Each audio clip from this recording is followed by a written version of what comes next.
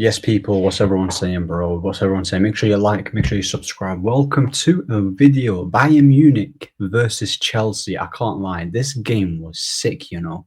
This game was actually so good to watch. I was actually thinking, shall I watch the Liverpool game or Atletico Madrid? And I'm like, bro, I ain't going to watch Simeone ball. Do you get it? And Liverpool will probably get a last-minute winner. And what happened? They went and scored in the last minute. So I wasn't going to watch Liverpool win another game in the 90th minute. It would have triggered me too much. So I was like, you know what? Let me relax. Let me just watch a bit of Chelsea, a bit of Bayern Munich. And you know what? Bayern Munich absolutely cooked Chelsea today. They were bro, they were by far, the better team. On the ball, they looked better. They were creating better opportunities. All Chelsea did this game is whenever they got the ball, Enzo Fernandez over the top through ball, or Caicedo over the top through ball to Palmer on the break and to João Pedro, and hopefully they can just get something in transition. They did do that. Amazing play by Palmer. Cole Palmer is absolutely ridiculous. It makes me laugh here that I actually see people on the timeline on Twitter saying that the likes of Bukayo Saka is a better player. It makes me laugh, you know. He's so much better. He's so much better than this guy. Is unbelievable. Palmer's a joke. He's a joke of a player. Every pass that he made was pinpoint. His decision making was spot on. His weight of pass was ridiculous. Every single Chelsea player that was making a run and Palmer had the ball, you just knew it was going to go straight to their feet. He hardly overhits a pass. He really does. Amazing playmaker. Not only is he a sick playmaker, but his finishing as well, and his IQ and his movement to get him behind. He's got everything about his game. And you know what's mad? No physicality, no pace, just pure IQ and pure intelligence. What a footballer, man. Like, it's literally just him and João Pedro, and that's it. Do you get it? Like, Chelsea's problem, and I've said it for the longest, yes, beating PSG was a great game, great performance by them. They cooked PSG. I'll give them that. I didn't expect them to do that. But were you basing your prediction on a one-off game when you've seen how you played throughout the whole season of last year in the Premier League? You guys were inconsistent. You massively dropped off the minute 2025 hit. Towards the end of 2024. You guys were cooking. You guys were actually cooking teams. But I'll tell you what, 2025 for Chelsea has not been good. They can talk about the Conference League. I mean, yeah, you won the Conference League, but you shouldn't even be in there in the first place. Do you get it? And the FIFA World Cup, bro, no one watched that. No one really watched it. And people will say, oh, you're hating. If it was your team, you'd be gassing it. I mean, not really. I really wouldn't be gassing it. But anyway, I'm diverting. Cole Palmer was Chelsea's best player. João Pedro had some decent moments, quick feet. We know João Pedro is a quality player. But like I said, Caicedo obviously gave away the penalty. It was great play by Olise. Harry Kane, great play by Kane as well. Harry Kane is quality. Best striker in the world. People need to start respecting him.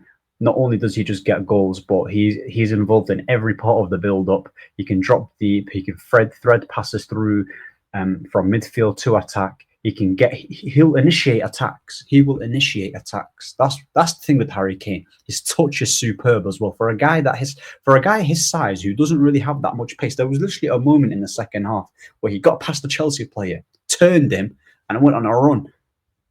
Harry Kane is so underrated, I feel. They say he can't do it in big games, but when it comes to playing against the big teams, like a Chelsea, he performed massively. And when I talk about performing and turning up in big games, it's not just getting goals or an assist. It's about how you perform. Kane did both. Get the goals, took the penalty well, and the finish was quality. Poor from Gusto. Maresca just keeps playing the plays in the wrong position. We know that Gusto ain't the best on the ball and he's not comfortable in possession, and especially when you're trying to build up from the back, but you use him anyway. Enzo Fernandez is not a 10. You're using him as a box crusher. He's not Jude Bellingham. He's not going to do that. He's someone who's going to dictate from the middle, thread passes, composed on the ball. you know, make the right decision, switch it to the left, switch it to the right. If a striker's making a run in behind, for instance, if it's the lap or Joao Pedro, he'll find that pass. You're wasting. How do you have your best passer in the team, right? Obviously, I know you've got Palmer, but I'm talking about from midfield, especially with that variety, and you're telling him to carry the ball and make runs into the box. You're neglecting all of his strengths and just trying to maximize his weaknesses. How can you maximize someone's weaknesses when they're not used to playing like that? That's horrible. Yeah, horrible from Maresca, man. What else? Chalobah, Olise's goal. I mean, sorry, not Olise's goal. Chalobah's own goal. Great play by Olise. He cooked Cucurella today, man. Like Cucurella, I think Cucurella's a good player, but you know what? Olise, close control, dribbling, decision making, making the right pass. Everything he does, yeah, he just makes it so easy. He's so good to watch, and he's behind Lamine Yamal when it comes to the best right wingers in the world. Behind him, he's second, and he's been second for a while. I can understand people making a case for Dembele, but yeah, he's quality, man. I love Olise. He's so good. I wish we got him, but yeah, I've been raving about him since the Palace days, and he's another one who's not only is he a talented player, but he's switched on too. He makes the right career choice, and he's reaping the rewards. He's getting his flowers. Should have scored though. Should have scored.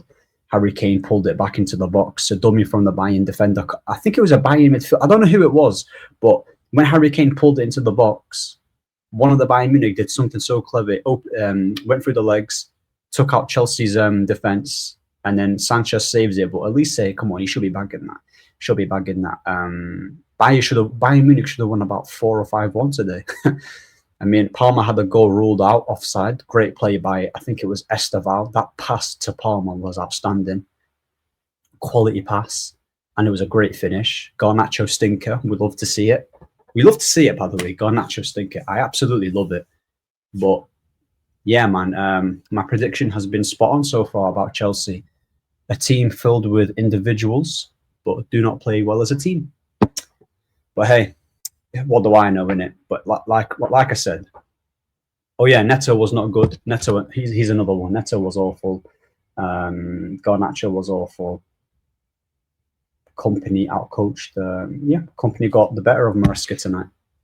And yeah, the only thing with Bayern Munich is like defensively, fullbacks. I mean, they're decent on the ball, obviously, but when Chelsea were countering, and they saw the space that they tried to exploit, they just didn't have the recovery pace. Hence why Alphonso Davies would have been useful in these type of games. But regardless, they didn't really create clear-cut chances, Chelsea, like that. They really didn't. Bayern Munich were all over them. And yeah, man, make sure you like, make sure you subscribe. Hope you enjoyed this vid. Take care.